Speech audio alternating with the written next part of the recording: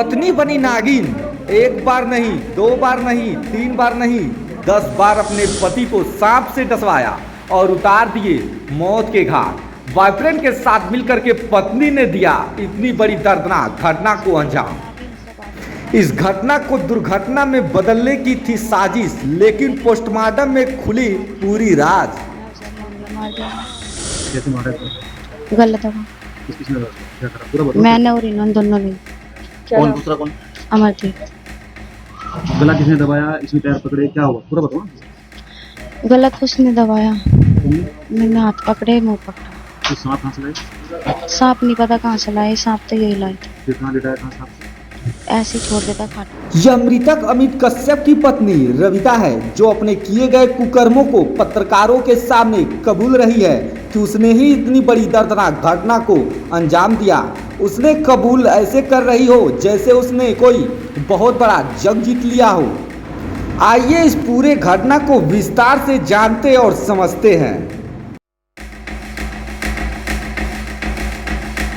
अभी सौरभ हत्याकांड का मामला मेरठ से शांत नहीं हुआ था, तभी एक और दर्दनाक घटना देखने को मिल रही है, जहां पे एक पत्नी ने अपने पति को पहले अपने बॉयफ्रेंड के साथ मिलकर के उसका गला दबा करके उसकी निर्मम तरीके से हत्या की और हत्या करने के बाद उसे 10 बार सांप से डसवाया। और वह यह प्लानिंग करना चाही कि इसी सांप के काटने की वजह से उसके पति की जो है मौत हुई है। इस पूरे घटना पे हम विस्तार से जानेंगे और इस समझने का प्रयास करेंगे कि आखिर पूरा मामला है क्या। जय हिंद। आप देखना शुरू कर दिए हैं एबीसी हिंदुस्तान और मैं हूं कुमार बब्लू। तो आई होप आप सभी अच्छे होंगे, स्वस्थ होंगे। और आज की जो घटना बताने जा रहा हूं वह मेरठ जनपद का है। मेरठ जनपद का ही एक थाना लगता है बहसुमा। बहसुमा थाने क्षेत्र का ही एक मामला आ रहा है, जहां पर एक पत्नी ने अपने पति की निर्मम तरीके से हत्या कर दी और हत्या करने के बाद से अपने बॉयफ्रेंड के साथ मिलकर के वह उस घटना को एक दुर्घटना की तरफ ले जाने का प्रयास की। लेकिन जब पोस्टमार्टम होता है तो पोस्टमार्टम में सारा भेद जो है वो खुल जाता है। आइए इस पूरे घटना को हम विस्तार से जानते हैं और ये समझते हैं।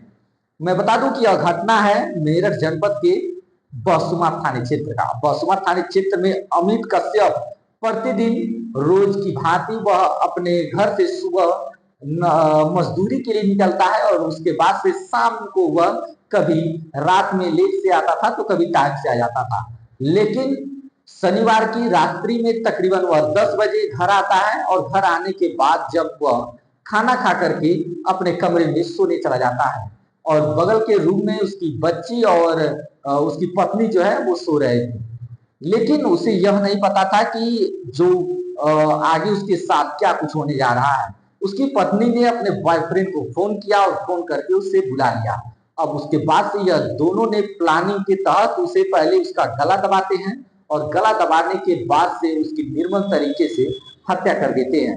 अब उसके बाद से इस घटना को जो है दुर्घटना में बदलने का प्रयास किया गया। अब इन्होंने एक प्लानिंग की थी पहले से और एक जो है जहरीला सांप ला करके उसके बिस्तर पे छोड़ दिया जाता है। जब बिस्तर पे छोड़ दिया जाता है तो सांप को जो है तकरीबन सांप जो है उस युवक को तकरीबन 10 बार जो है उसे डसता है और डसने के बाद से वह सांप वहीं जो है बैठा रहता है। अब जो सुबह होती है तो सुबह होने के बाद से बता दें कि वह प्रतिदिन सवेरे उठ जाता था, लेकिन जब तकरीबन 5 बजे वह नहीं उठता है तो घर के परिजन उसे जगाने के लिए जाते हैं। जब घर के परिजन उसे जगाते हैं तो उसके शरीर में कोई मूवमेंट नहीं होता है और जब कोई मूवमेंट नहीं होता है तो वो डर जाते हैं और उसके बाद से जब वह देखते हैं कि उसके बगल में एक सांप बैठा हुआ है और उसके बाद से उसे सांप को देखने के बाद परिजनों की चीख पुकार निकल जाती है। अब उसके बाद जो है आसपास के लोग भी वहां पे इकट्ठा हो जाते हैं। अब किसी तरीके से सांप को हटा करके उसे आनंद में दवा के लिए ले जाया जाता है, लेकिन डॉक्टर उसे मृत घोषित कर देते हैं। अब शव को कब्जे में लेकर के पुलिस जो है पोस्टमार्टम के लिए भेज देती है और पोस्टमार्टम भेजने के बाद से उसे फिर दाह संस्कार के लिए जो है भेज दिया जाता है। उधर दाह संस्कार हो जाता है और उधर जो है पुलिस जो है पीएम रिपोर्ट जब देखती है तो उसके पैरों तले जमीन खसक जाती है। जब वह देखती है कि सांप के काटने से उस युवक की मौत नहीं हुई थी, उस युवक की मौत जो है दम घुटने से हुई थी। तो कहीं ना कहीं प्रशासन को ऐसा लगा कि इसकी हत्या की गई है।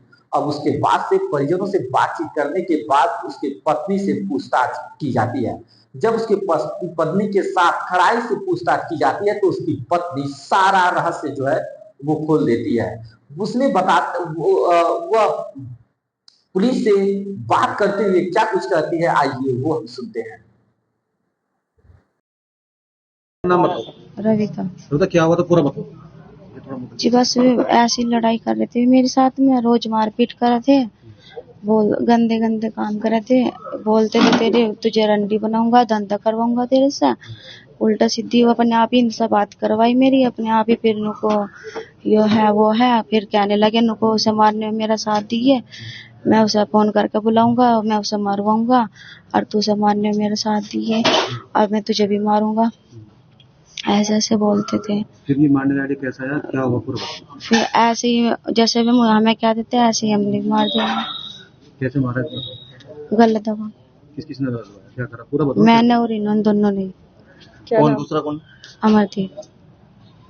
गला किसने दबाया, इसमें पैर पकड़े, क्या हुआ पूरा बताओ ना। गलत उसने दबाया, तुमने? मैंने हाथ पकड़े मुंह पकड़ा।